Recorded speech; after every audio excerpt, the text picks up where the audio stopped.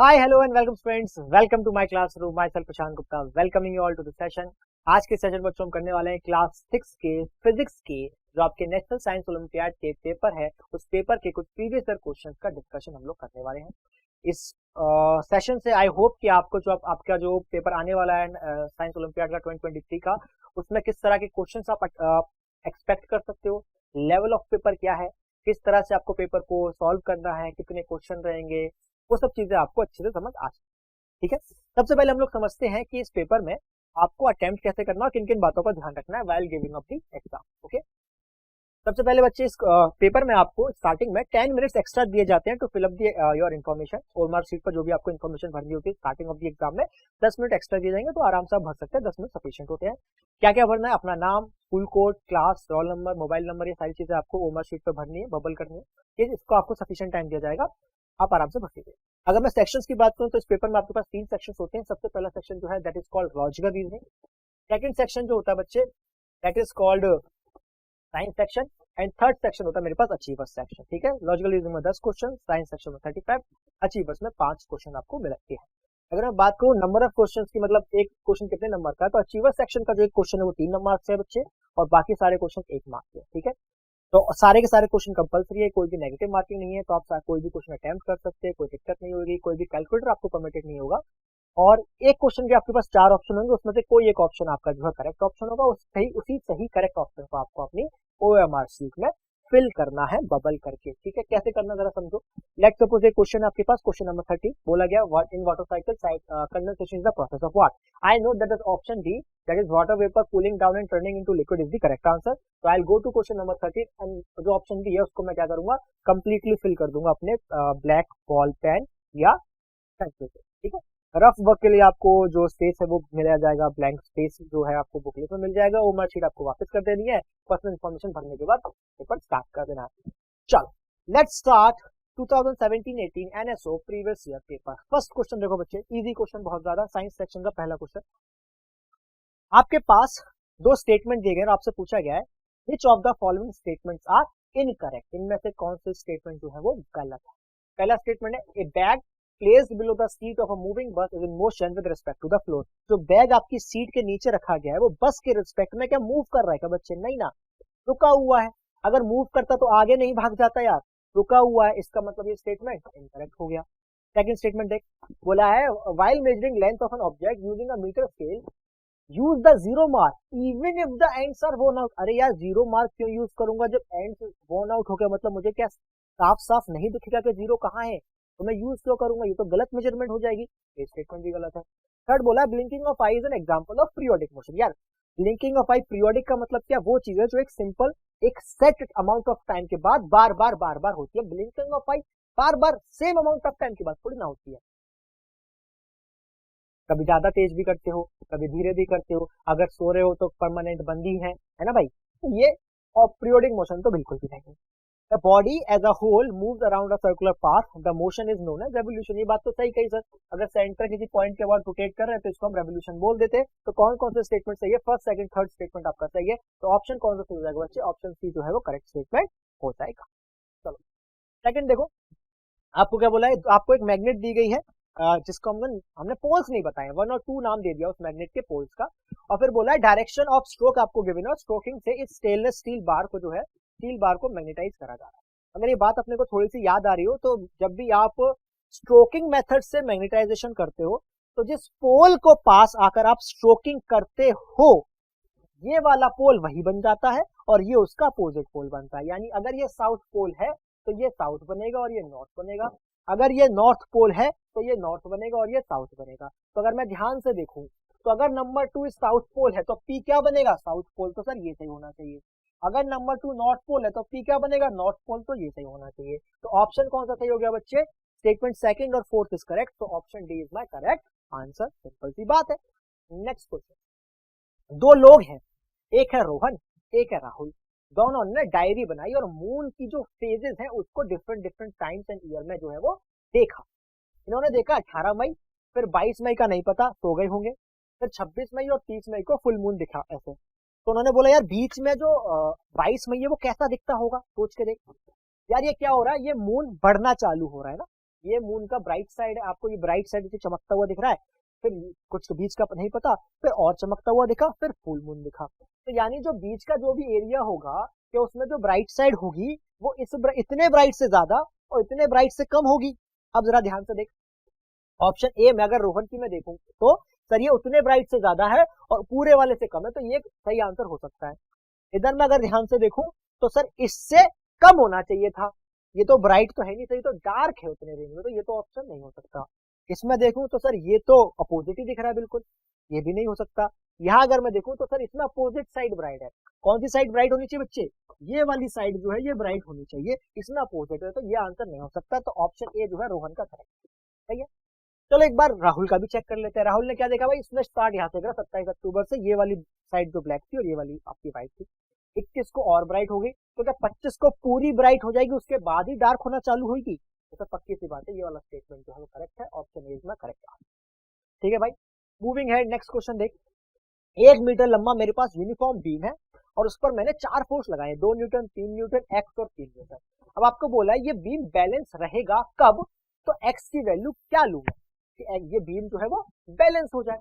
अच्छा सोच, क्या हमें पता अगर ये बीम बैलेंस है इसका मतलब है कि इन बीम पर लगने वाला जो रोटेटिंग फोर्स है, ये फोर्स जो इस बीम को रोटेट करने की कोशिश कर रहा है दोनों तरफ क्या होना चाहिए, इक्वल होना चाहिए। सर ये 2 न्यूटन भी इसे खींच रहा है, 3 न्यूटन भी इधर खींच रहा है, पर एक्स और 3 न्यूटन इसको अपोजिट डायरेक्शन में रोटेट करने की कोशिश कर रहे हैं, यानी इन दो का रोटेशन एक सेंस में है और इन दो का रोटेशन एक सेंस में, दोनों के रोटेशन लास्ट में जाके क्या हो जाने चाहिए बच्चे, 0 हो जाने चाहिए। ये 2 न्यूटन है, सेंटर इस पॉइंट के अबाउट कितना दूर है, 50 सेंटीमीटर, यानी 2 इंटू 50 कर देना चाहिए, ये इसका क्या होगा रोटेशन, यूनिट होगी न्यूटन सेंटीमीटर। ऐड करो, 3 न्यूटन कहाँ पे, 20 सेंटीमीटर कहाँ से, स्टार्टिंग पॉइंट से 20, तो यहाँ से कितना होगा सर, ये बचेगा 30, तो आ जाएगा 3 मल्टीप्लाई 30, ठीक है, न्यूटन सेंटीमीटर। ये इक्वल होना चाहिए किस चीज के, सर एक्स किसी डिस्टेंस पर होगा, उसको मैं बोल देता हूँ कितने पर है, 60 सेंटीमीटर, तो ये 10 सेंटीमीटर की डिस्टेंस पर है क्या बच्चे, न्यूटन सेंटीमीटर, प्लस ये जो 3 न्यूटन है कितना दूर है, 80 पर है सर, यानी 50 से 30 आगे, यानी मुझे लिखना चाहिए 3 इंटू 30 न्यूटन सेंटीमीटर। अब मैं इसको अगर सॉल्व करूं तो ध्यान दे क्या आएगा, यहाँ पर आएगा 100, यहाँ पर आएगा 90, यहाँ पर आएगा 10x और यहाँ पर आएगा 90, 90 मृत्यु हो जाती है, तो 10x इज इक्वल टू 100, इसका मतलब x की वैल्यू बच्चे 10 न्यूटन है। ऑप्शन कौन सा सही दिख रहा है, ऑप्शन नंबर डी, सही है ना, आसानी से हो गया, कोई दिक्कत तो नहीं है, ऑप्शन डी करेक्ट आंसर। अगर 10 न्यूटन का फोर्स यहाँ लगा दूंगा तो ये बैलेंस बना रहेगा। चलो भाई नेक्स्ट क्वेश्चन देखो, क्वेश्चन बोला गया आपका सन शैडो रिफ्लेक्शन से, स्टेटमेंट 1 है solar eclipse always takes place on a new moon day, सही बात तो कह रहे हैं भाई, सोलर इक्लिप्स कब आता था, न्यू मून डे पे आता था, बिल्कुल सही बात है। स्टेटमेंट 2 बोल रहे हैं ड्यूरिंग अ सोलर इक्लिप्स क्या होता था, dark side of the moon faces earth, है ना भाई, लेट सपोज ये मेरे पास अर्थ है, ये मून है और ये सन है, तो सन से जो भी आएगा इस तरह से आपको क्या दिखेगा, dark side of the moon faces earth, तो दोनों स्टेटमेंट जो है वो सही है। स्टेटमेंट 1 भी सही है, सेकंड भी सही है और सेकंड स्टेटमेंट फर्स्ट का करेक्ट एक्सप्लेनेशन भी है, ये दोनों बातें सही। चलो भाई नेक्स्ट क्वेश्चन एनर्जी से क्या बोला गया है, a block of ice is sliding at a constant speed before moving up the smooth slope, smooth slope पे ये आइस पर मूव कर रहा था और आपसे बोला गया जब ये स्लोप पर ऊपर जाएगा तब क्या होगा, इसकी काइनेटिक एनर्जी का क्या होगा और इसकी पोटेंशियल एनर्जी का क्या होगा। पोटेंशियल एनर्जी बच्चे जब जैसे ये स्लोप पर मूव करेगा क्या हाइट इंक्रीज करेगा, और हाइट इंक्रीज करेगा इसका मतलब पोटेंशियल एनर्जी क्या होगी सर, इंक्रीज होगी, क्लियर बात है। अब पोटेंशियल एनर्जी इंक्रीज हो रही है तो किस एक्सपेंस पर इंक्रीज होगी, यार कुछ ना कुछ तो यूज करके इंक्रीज हो रही होगी ना, तो at the expense of kinetic energy, तो काइनेटिक एनर्जी क्या होगी सर, काइनेटिक एनर्जी डिक्रीज होगी। तो मुझे दिख रहा है सर एक ही ऑप्शन है जो दोनों चीजें सेटिस्फाई कर सकता है, that is option number C, यानी काइनेटिक एनर्जी डिक्रीज और पोटेंशियल एनर्जी इंक्रीज, तो आंसर मिल चुका है सर, बात सही है बच्चे। नेक्स्ट क्वेश्चन आपको बोलेगा लाइट शेडो, दोबारा से बोला क्या है, which of the following statements are correct, correct statement पूछे गए हैं, उसके बाद आपको ऑप्शन चेक करना है कि कौन सा ऑप्शन सही। पहला स्टेटमेंट क्या है, the shape of shadow depends on the position of the source light, यार ये बात तो सही है, शेडो कैसी बनेगी ये तो किस पे डिपेंड करता है, position of the source light. Let suppose मैंने पास एक कुछ ऐसी तरह से ऑब्जेक्ट है, यहाँ पे सोर्स लूंगा तो शेडो कुछ ऐसा बनेगा, यहाँ पर सोर्स लूंगा तो शेडो बनेगा ही नहीं, और यहाँ पर सोर्स लिया तो शेडो कुछ ऐसा बनेगा, तो पोजीशन पे डिपेंड करता है। सेकंड क्या है, a plane mirror can change the direction of the light falling on it, a plane mirror can change the direction of the light falling on it, the direction of the light falling on the mirror plane mirror से change हो जाएगी। अच्छा जी, second है pinhole camera forms a erect image of an object on the screen. ये बात तो sir गलत हो गई क्योंकि हमें पता है पिनोल कैमरा हमेशा कैसे बनाता था, इन्वर्टेड इमेज। फोर्थ है a shadow is formed when light passes through a transparent object. यार अगर ऑब्जेक्ट ट्रांसपेरेंट है तो उससे शैडो क्यों बनने लगी, क्यों बनने लगी शैडो? शैडो तो तब बनेगी ना जब यहाँ पे कोई मटेरियल है जो लाइट को रोकेगा तो शैडो बनेगी। तो ये स्टेटमेंट भी गलत हो गया। तो अपने को कौन सा स्टेटमेंट दिखाई दे रहा है भाई सही? फर्स्ट सही दिख रहा है और सेकंड सही दिख रहा है, तो ऑप्शन डी जो है वो करेक्ट आंसर है बच्चे, ठीक है। Moving ahead, next question. A beaker contains 1 kg of white at 0 degree centigrade is floating in a bucket of containing 4 kg of water at 0 degree centigrade. Which of the following statement is correct regarding this? First statement, heat flows from ice to water. First statement. The heat flows from water to ice. Second statement. No heat flows between ice and water. Number D, the ice will melt completely. ठीक है, अब बोल क्या हो रहा है? 4 kilo पानी 0 degree centigrade पर, और क्या है? आइस भी 0 डिग्री सेंटीग्रेड पर। यार जो हीट आपकी जाती है, हीट फ्लो जो होता है वो कब होता है? जब मेरे पास टेम्परेचर डिफरेंस हो। अगर टेम्परेचर डिफरेंस है ही नहीं तो आइस भी 0 डिग्री सेंटीग्रेड पर है और जो आपके पास पानी है वो भी 0 डिग्री सेंटीग्रेड पर है, तो क्या हीट फ्लो होगा? क्यों भाई? कोई हीट फ्लो नहीं होगा। हीट फ्लो तब होगा जब टेम्परेचर डिफरेंस होगा। टेम्परेचर डिफरेंस में तो हीट फ्लो नहीं होने वाला, कोई नहीं होने वाला, वो पिघलेगा ही नहीं। एनवायरमेंट की एनर्जी लेकर जो आपका वो है वो दोनों साथ में टेम्परेचर रेज कर सकते हैं, लेकिन हीट फ्लो इन दोनों के बीच में नहीं। इस क्वेश्चन को देख, आपको क्या करना है, 4 लिस्ट दी गई है, चारों लिस्ट में से एक एक नाम जो है वो स्टेटमेंट में सही बैठेगा और फिर आपको बताना है कि स्टेटमेंट पूरा होके कैसा है। बोलो स्टेटमेंट पढ़ रहे। Although a number of objects such as kites, bird, aeroplane move in space, their shadow are not seen on earth. Okay, shadow नहीं दिखती अर्थ पे। क्यों नहीं दिखती? This is due to the reason that the first option, ठीक है, the reason of complete, second option, is not able to reach the earth, the reason of partial, third list, that the third, that is the fourth, reaching the earth is too large and too faint to be visible to us. अब इसमें answer आप देखो कैसे कैसे आपको add करना है, ठीक है। इसका आंसर बच्चे ऑप्शन सी है, जैसे क्या कि the reason is due to this is the reason due to that the umbra, the region of complete darkness, umbra is called the region of complete darkness। तो क्या बोला गया, जब मतलब शेडो क्या है, the region of complete darkness है, उसको उम्ब्रा बोला। उम्ब्रा the region of complete darkness is not able to reach the earth, the region of partial brightness, that is penumbra, reaches the earth, is too large and too faint to be visible to us। क्या हो रहा है, जो आपके पास darkness है उम्ब्रा वो आ नहीं पा रही है, क्यों? क्योंकि जो ब्राइटनेस है आपके पास पार्शियल वो बहुत ज्यादा है और आपके पास जो अर्थ बहुत ज्यादा लार्ज डिस्टेंस पर, इसलिए वो फेंटेड वैल्यू आपको मिलेगी और आपको उनकी शेडोज जो है वो। क्वेश्चन देख next, match the column question बच्चे। पहले बोला क्वेश्चन में बोला आपको फर्स्ट कॉलम में कुछ चीजें दी गई है और उसके बाद में आपको मोशन बताना है कि उसका कैसा होता है। फर्स्ट कॉलम देख क्या है, रोटेटरी मोशन कैसा होता है? Motion of a pendulum in a column, ये रोटेटरी है क्या? नहीं। Motion of a ceiling fan, हाँ चल ये तो रोटेटरी का दिखाई दे रहा है ना, रोटेशन होता है।